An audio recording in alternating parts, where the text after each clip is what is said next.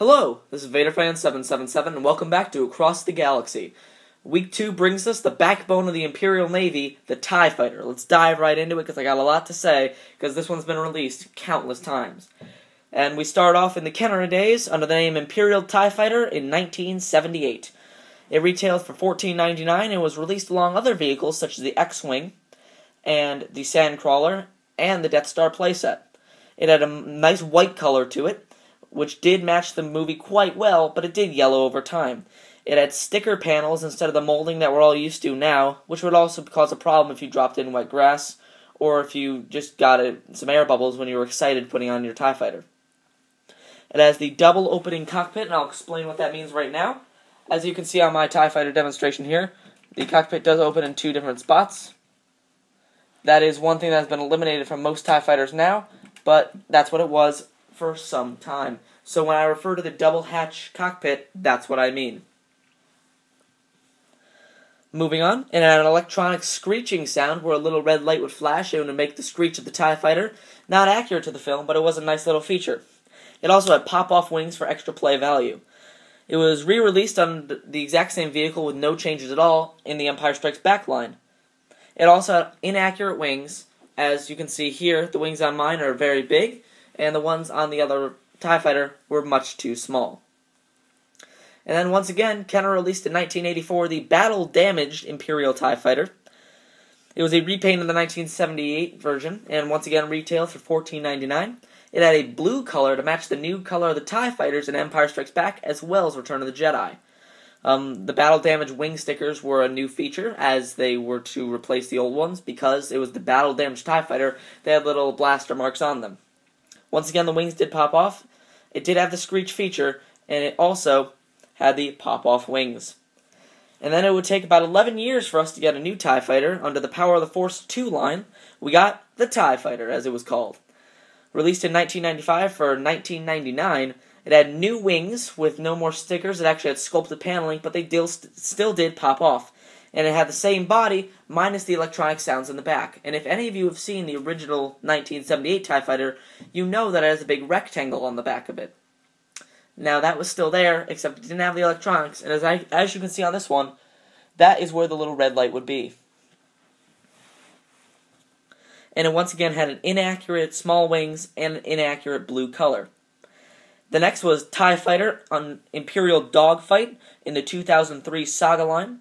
This was a KB Toys exclusive, and it sold for $29.99. It had that same inaccurate blue color, except this time it included a TIE Fighter pilot. It had no signs of electronics from the old one, meaning the big rectangle was gone. And the wings did still pop off exactly the same. Moving on, the original Trilogy Collection brought us another TIE Fighter in 2004. Once again under the name TIE Fighter, it retailed back on the lower side for $19.99. This time it did not include a figure, but still had the ejecting wings. It also had the same inaccurate blue color, and it was just a repaint of the 2003 TIE. It was also released at a 2-pack with an X-Wing, which obviously retailed for more. And then the Saga Collection rolls around in 2005, and we get, once again, the TIE Fighter. Now, this one has some controversy on the packaging, as it does look like Revenge of the Sith packaging, but it is technically under the Saga Collection. And it was a Target exclusive and retailed for $39.99. And the reason it sold for so much, even though it still had the same old cockpit, it did include a figure and had the brand new large accurate wings that we see now.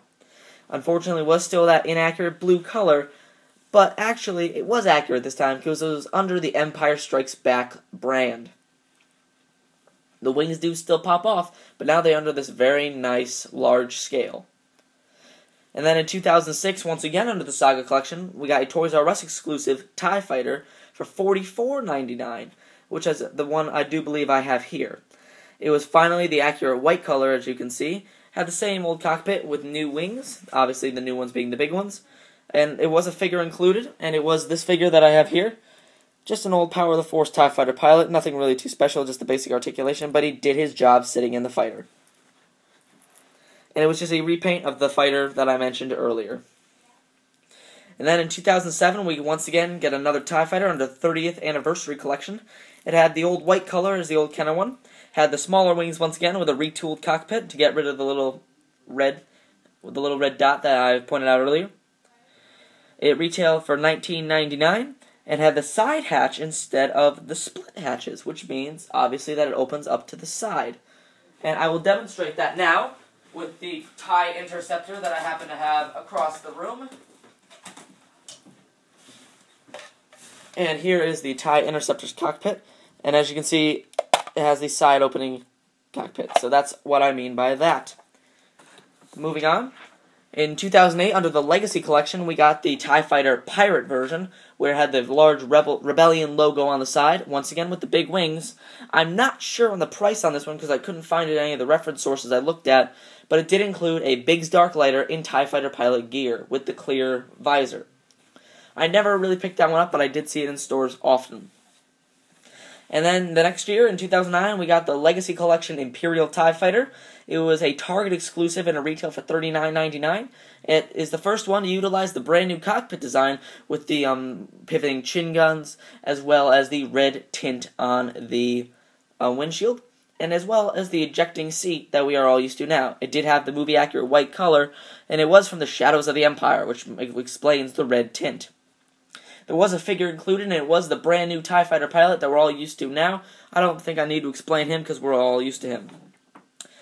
And then in 2011, we got the Imperial TIE Fighter in the Vintage Collection, and it was a Target exclusive, and it sold for $24.99. It did utilize the new cockpit, except a few minor tweaks. It had the 2003 Saga Collection TIE Fighter wings, and had the white color to match the original Vintage one. It also had the ejecting seat, and no figure, but it was, once again, the wrong color, but it's accepted because we're so, it's accepted that it's white because it's supposed to be a harken back to the vintage days. And that is a expansive history on the toy line TIE Fighter. As you can see here, I have my TIE Fighter with the large wings and the older version of the cockpit. If you want to track down some of the newer ones on eBay, they do go for quite a hefty price, which is unfortunate. But let's just go into some of the detail of the one that I have here. As you can see, the wings do have very nice detail on the side here. Beautiful detailing on the panels, and it really does look like a model from the movies. It's very nice. On the back here, you can see the twin ion engines there and there, as well as some more very nice detail. And the wings on mine don't pop off because I got so sick of them coming off, I did glue them on. But if you did want to pop them off, you would just press the button up here, and I will show you even better on my TIE Interceptor cockpit that I have standing by. These buttons right here, as you can see, they go in and out. They activate the springs, which are on the inside, which makes the wings fly off in a violent fashion. Turning it back around, we can see the two little blasters here, as well as where that little red light would have been, had this been a Kenner TIE Fighter. And it's a very nice piece, a great one to add to any of your collections, and I'll try to show you the inside of the cockpit a little bit. As you can see, there's not a lot of detail at all. It's very pitiful. It's just stickers, no real controls. It's just a little seat in there for your TIE pilot to sit in. So nothing too special, really, about this vehicle, except for its size. It is really as close to movie accurate of a TIE Fighter as we're getting. But as you can see, notice how the wings kind of bend in. That is a common problem on every TIE Fighter. You really can't stop it. It's just a shame that happens. Obviously, in the movies, the TIE Fighters were kind of the cannon fodder for the Rebellion, and they were supposed to be a devastating fighter for the Empire, and they really just turned out to be absolute garbage, as we all know. If I was to rate this one, I would probably give it a 7 out of 10, this specific TIE Fighter. Obviously, the new Legacy Collection one would get a much higher rating, because I do like that one better. I don't own it, but I've seen many reviews, and I do appreciate that one better. This one just is lacking in certain ways.